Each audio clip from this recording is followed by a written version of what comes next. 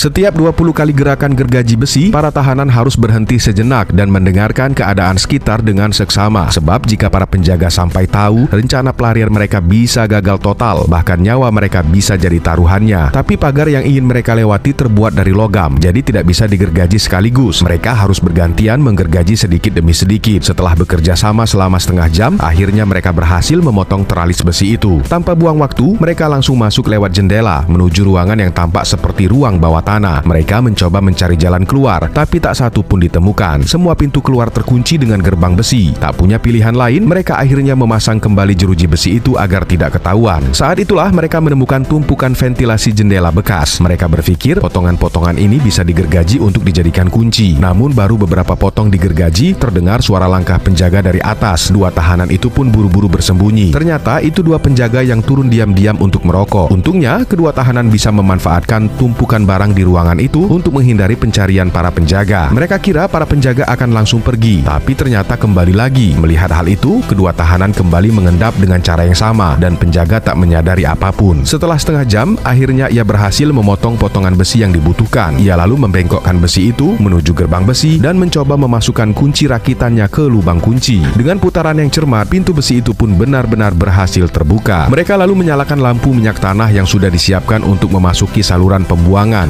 Meski banyak ketidakpastian di depan, mereka harus terus melangkah demi kebebasan. Untungnya, saat sampai di pintu pertama, mereka mendapat kejutan menyenangkan. Semua kunci di sana bisa dibuka dengan kunci yang sama. Berkat kunci serbaguna itu, perjalanan mereka lancar dan tak lama kemudian, mereka pun sampai di tujuan akhir. Mereka melanjutkan masuk ke dalam saluran pembuangan dengan penuh semangat. Namun saat tiba di ujung, mereka mendapati jalan keluar tertutup rapat oleh semen. Mereka mencoba membongkarnya, tapi semen itu terlalu kuat untuk dibongkar dengan alat seadanya. Namun di sisi kiri dan kanan, semennya lebih rapuh dan bisa dihancurkan. Mereka yakin jika diberi waktu beberapa hari lagi dan alat yang tepat, mereka pasti bisa keluar dari penjara ini. Saat itu, hari sudah mulai terang dan para penjaga akan segera datang memeriksa kamar. Sementara itu, dua tahanan yang sedang mencoba kabur belum juga kembali ke kamar mereka.